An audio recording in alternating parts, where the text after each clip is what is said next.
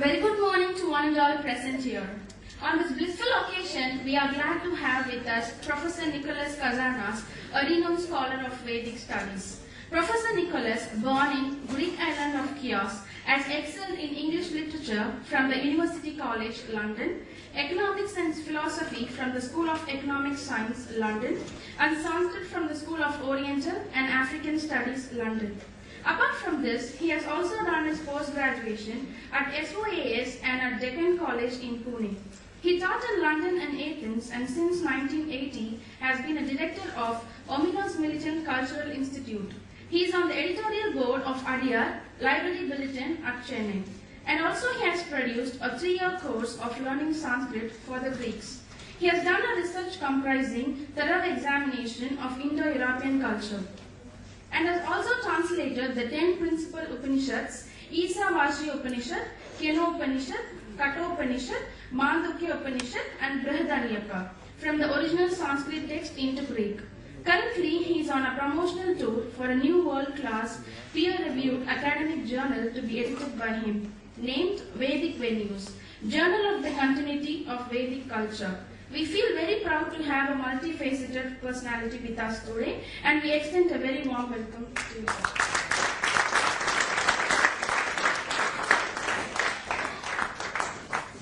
I request our secretary to welcome Professor Nicholas with a flower.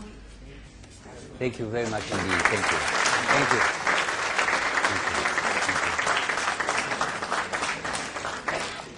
I'm going to speak to you about the elements of the Vedic civilization as far as I understand them, and also their relevance to modern life.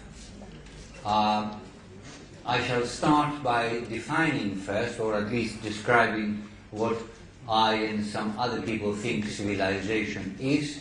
I shall then examine the elements in the Vedic tradition, and particularly the Rig Veda and the Upanishads, which is my special area of expertise, and then proceed to see how they relate, if they do, to modern life. Now, the word civilization, I shall use the word civilization, culture, and tradition in much the same meaning, although I'm fully aware that there are differences, different nuances, but for the purpose of this lecture, it doesn't really matter very much. The word civilization has been defined variously by different sociologists, anthropologists, philosophers, and so on.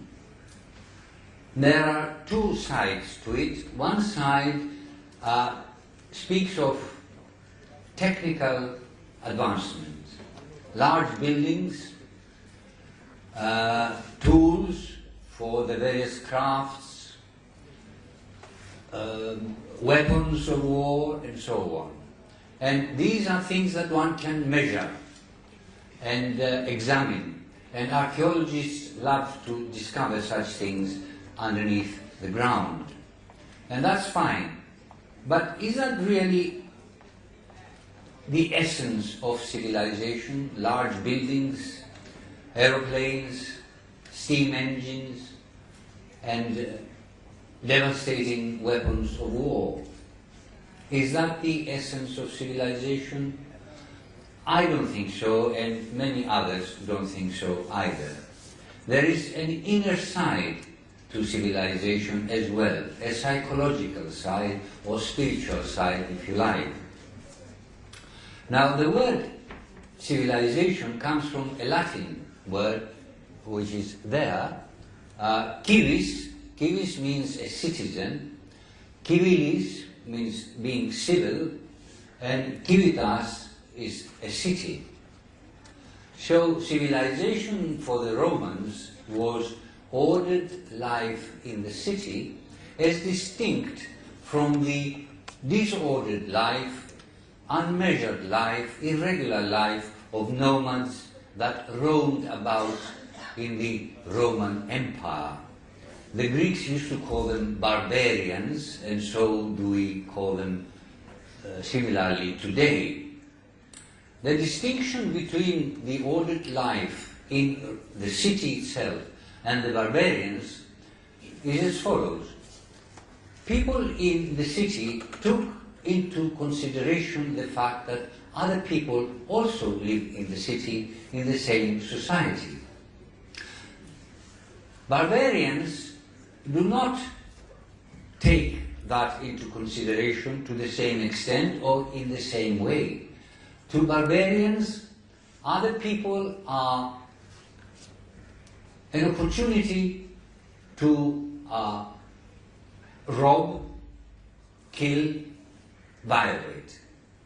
Barbarians were regarded as rapacious, uncultured people. And indeed, today, when we speak of a civilized man, that's exactly what we mean. A man who takes into account the fact that other people are alive around him, is civil towards them, takes them into account, has regard for their health and their well-being, and so on. And the cultured person is very much the same, plus the fact that a cultured person takes an interest in the doings and ideas of other nations and other cultures. Whereas uncivilized, uncultured people are people who are rapacious and do not take into account and do not treat with civility other people. Well, that's what we think of a civilized man or a cultured man today. The next one. Plato, in his Republic and later on in his Laws, delineated an ideal society, the beginnings of an ideal society, what's called republic. But it's a misnomer because really what politia, the word he uses, means just people living in a city. Polis means city. It's cognate with the Sanskrit word pur, or pura and puram. Now, the four elements are simple agriculture and animal husbandry, simple essential crafts and exchanges, trade in other words, with neighboring communities, feeding on barley bread and bulbs, and drinking moderately some wine. Then spare time singing hymns to the gods. Now this is very much like what one finds as life in the Rig Veda. They had exactly the same things. And you know the Rig Veda are hymns, songs, chants to the gods. Next one, please. Yoshinori Yosuda is a Japanese professor of archaeology, a very great scholar. Now he examined the Jomon culture in Japan, which goes back to the 11th millennium, 10,000 BC. And he comes up with certain conclusions about these people who lived very simply on rice and had a very simple way of life. And he says that as far as they are concerned, they had respect for and coexistence with nature, proper relationship in accord with the features of the given region. That is to say, they took into account the environment and tried to live in accord, in harmony with that environment. Something that we don't do today, as you're probably aware. We pollute our environment most atrociously. Then Anthony West, an Egyptologist, in examining the civilization of Egypt of the 3rd millennium BCE, wrote, "In civilization, men are concerned with inner life, to master greed, ambition, and envy." Now, the next one, please. Can we say that modern nations are civilized? Because what we find is that there is great cupidity, great injustice, great selfishness, and similar negative qualities. Now, the film that we saw a little before is obviously an attempt to reverse this dreadful progress. But not many such organizations exist in the world. The vast majority and governments are really intent on precisely cupidity, fraudulence, injustice, all motivated by great selfishness, to grab and accumulate wealth for oneself rather than serve the community. Then we find, are modern nations in harmony with the environment when they pollute it so severely? We shall examine one good example here in India of great pollution. Are they concerned to master greed, envy, ambition, selfishness? Well, the answer is no, really. The modern trend is to rush here and there and really grab as much as possible, have a career, but not just a career, but also to be above everybody else and gain as much wealth as possible and enjoy as much as possible at the cost of other people. Now, the Vedic culture, which I mentioned before, is a non-material culture. It is not like the Maltese culture of the 5th millennium BCE. In Malta, if you ever go there, you will find great temples with megaliths, very awe-inspiring, but they are very material. If you go to Egypt, you will find the huge pyramids, again awe-inspiring, very large temples at Luxor and Karnak. And if you go to Mesopotamia, you will find great ziggurats, step pyramids, reaching up to heaven. Now, the Rig Veda is not like that.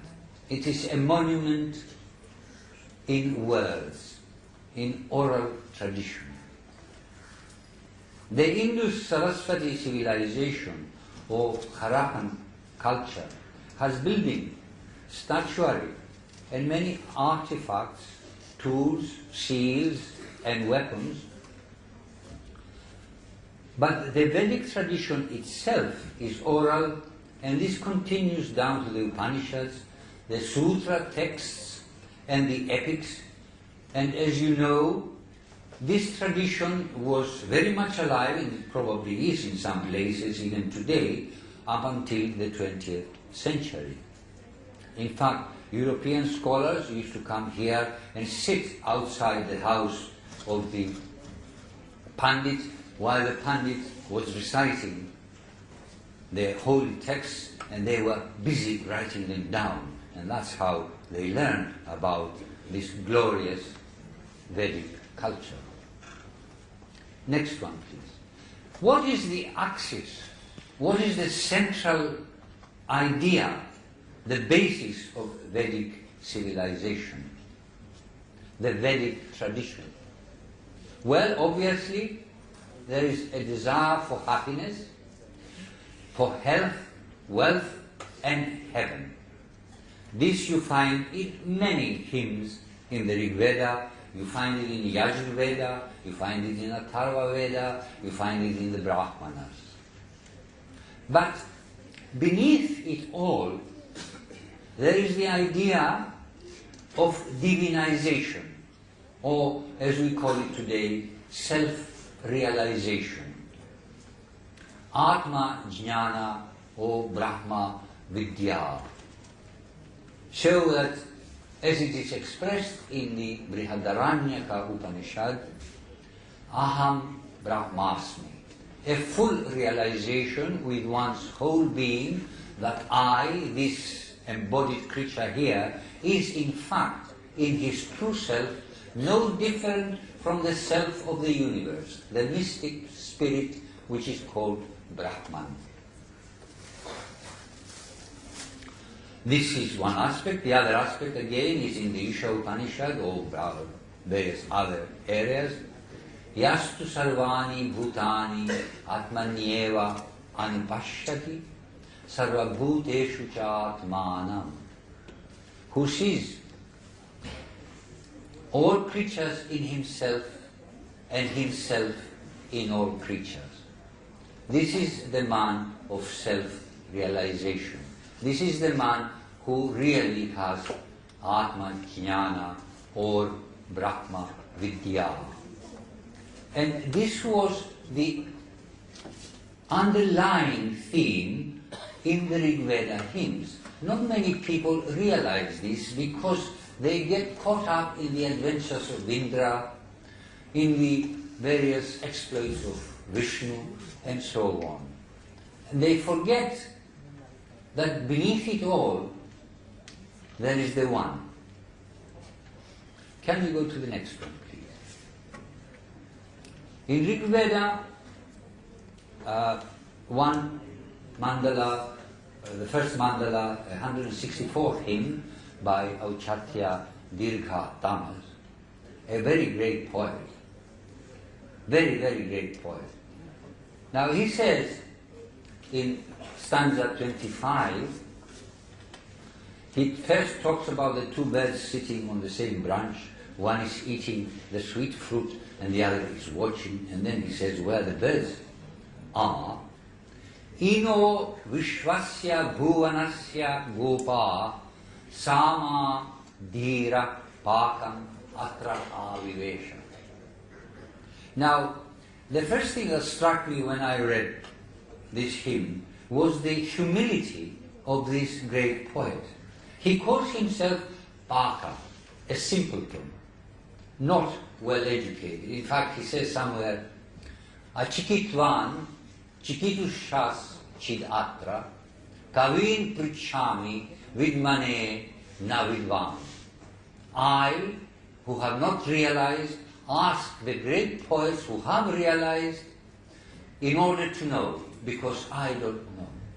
And yet, this man could speak with great authority about the 6 dimensions of the universe, the 3 dimensions of time and the 3 dimensions of space. And philosophy from the School of Economic Science, London, and Sanskrit from the School of Oriental and African Studies, London. Apart from this, he has also done his post-graduation at SOAS and at Deccan College in Pune.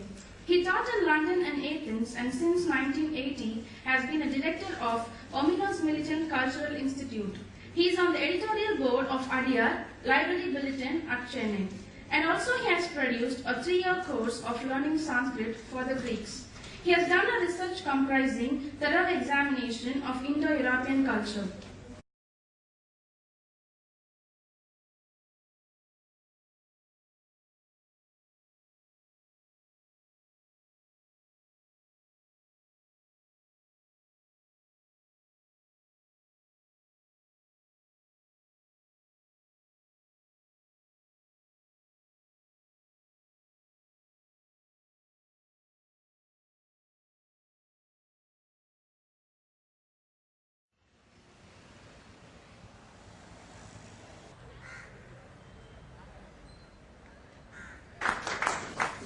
I request our secretary to welcome Professor Nicholas with a flower.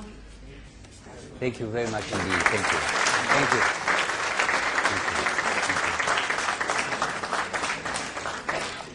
I'm going to speak to you about the elements of the Vedic civilization as far as I understand them, and also their relevance to modern life.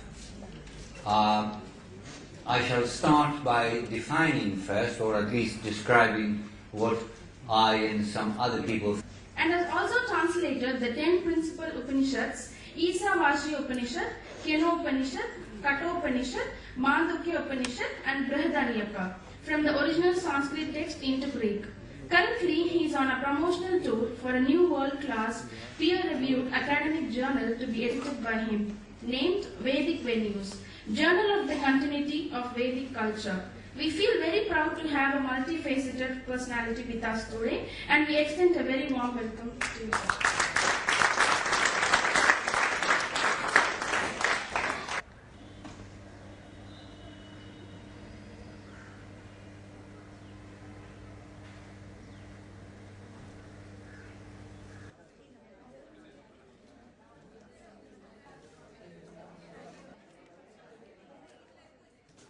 A very good morning to one and all present here.